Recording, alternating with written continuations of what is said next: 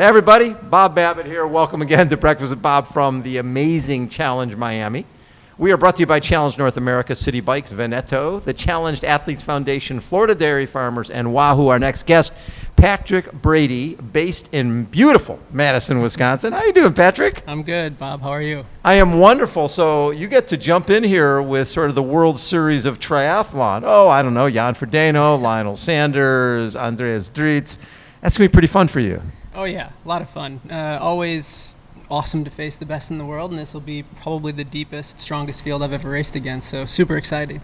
Well, and I doubt if they started their triathlon careers basically scooping ice cream and eating cheese in beautiful Madison, Wisconsin. Share that story with our folks here, how you got into this. Yeah, a little bit of an unconventional start to the sport for me.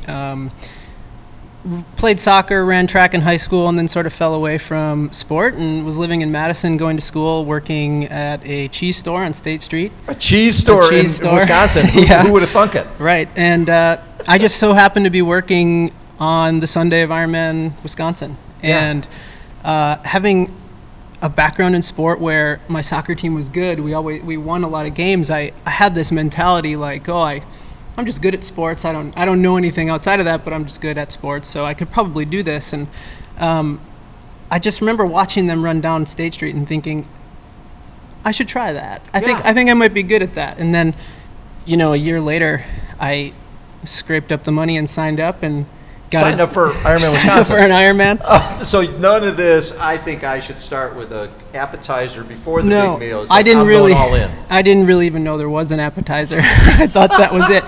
So I signed up for a gym membership, and I remember getting into the pool and swimming 25 yards across to the other side, and just gasping for air and stopping and thinking, what the hell did I just get myself into? I'm ready.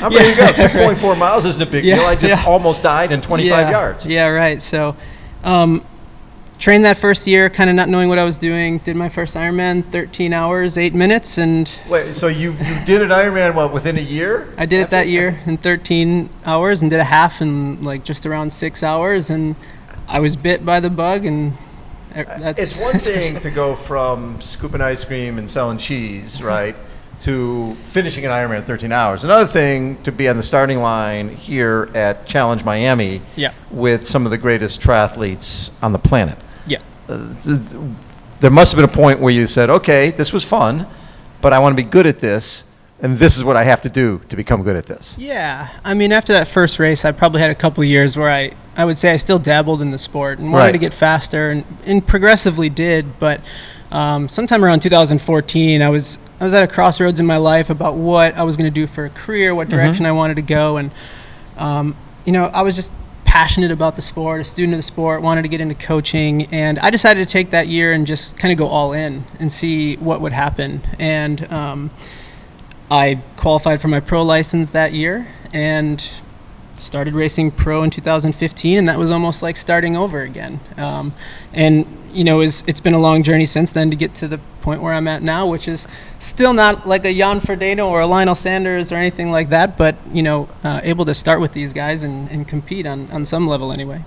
So your breakthrough race was Timberman, right? Was that the 70.3 where you got your pro license? Yep. That was pretty much the last race for me that year. Where if it didn't happen then, I don't know that I would have continued on doing it. So, oh, really? Yeah. That was the last race I had on the calendar. Was before COVID.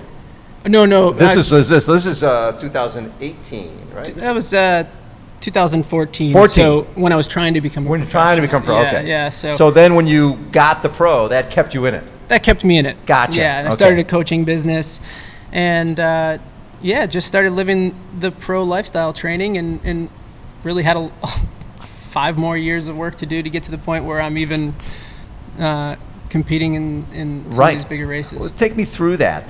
During those 5 years, did you get a coach? Did you just do it all yourself? Because there was a point when you first got into this, your first bike ride, you had to walk your bike home from the bike ride, right? So you've come a long way.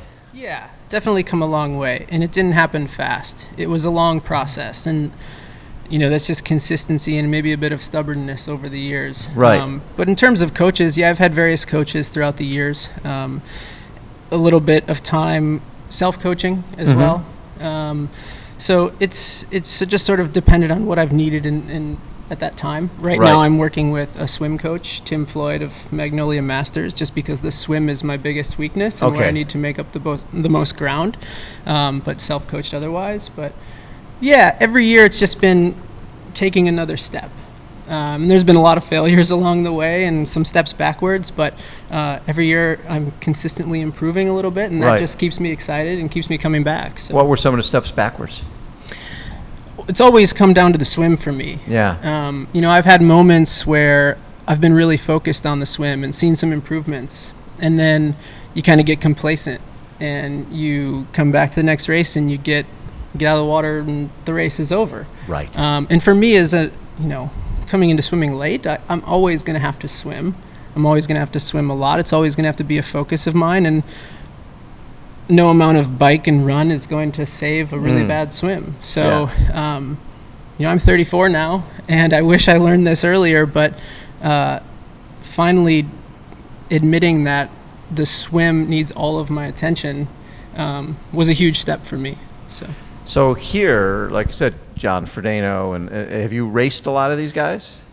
I've raced Jan a while back at St. George, but race is a loose term. I was Basically, swimming terribly. you were the same zip code. Yeah. At the start. You were the water was there, you were there, he was there. Yeah, we started at the same time. So, and then of course, I've raced with Lionel and some of these other guys at the 70.3s in North America. So. And now, have you stepped up to full yet, or are you mainly focusing on 70.3? I like to focus on 70.3 because I can race more often. Right. But I have done a few fulls. I've done Arizona. 2019 I did Ironman Chattanooga. Right.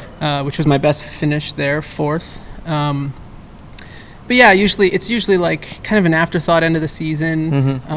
But as I'm continuing to progress through the sport, I'm starting to look towards more of the longer course stuff. So as a guy who's a coach, and it's funny because I think if somebody's an elite athlete and always been an elite athlete, maybe they can't quite relate to the age grouper the way you can, because you were that guy. You were the guy working at the cheese shop going, oh, I can do this, and finding out I can't swim across the pool. Yeah. Do you think that's helped you? Oh, for sure. A lot of the athletes that come to me are starting new in the sport, and they have big goals. Right. And they appreciate that I've gone through that process. Right. And I can relate to that process. And, it's also rewarding for me to kind of take my experiences going through that process and help them. Yes. And patience is always the big thing, and consistency. So yeah, that's been awesome. And then, I have the opportunity in Madison to work with, 3 pros that are actually racing here this weekend. Andrew Kiley, collegiate swimmer, who's been a pro for 4 or 5 years now, doing really well. Vant Lammers, who's making his pro debut. Oh, very cool. And then a training partner of mine, Jackie Herring, who I help on the bike a little bit. So we have a solid group. And, so from a coaching standpoint, we train together and, we feed off each other, and then yeah, it's just a good situation. So I'm seeing more and more teams sprouting up in Indiana and Wisconsin, Ohio, where it used to be Tucson, San Diego, and with the weather that you guys are dealing with, obviously it's a little different, but you guys are having success. How do you making that work? Yeah, Wisconsin makes you tough. Zwift is helpful. Yes. We do a lot of indoor riding. We have fat bikes. We do some outdoor riding if we can. Some before COVID indoor tracks, and now it's treadmill stuff, and just, some people like to get out on snowshoe and skis and stuff like that. So, we make it work. In some ways, it's kind of nice to have winter. It's sort of a forced downtime. But if you're trying to get ready for a race like this, you're just gonna have to suck it up and be on the trainer in the basement for 10, 15 hours a week and figure it out. So as a coach, give me a little scouting report on your 3 athletes that you work with. Oh, okay. Yeah. So Andrew, I think he's going to be in the front pack of the swim. I think he's made some big gains on the bike, and he's a high watts guy. Yeah.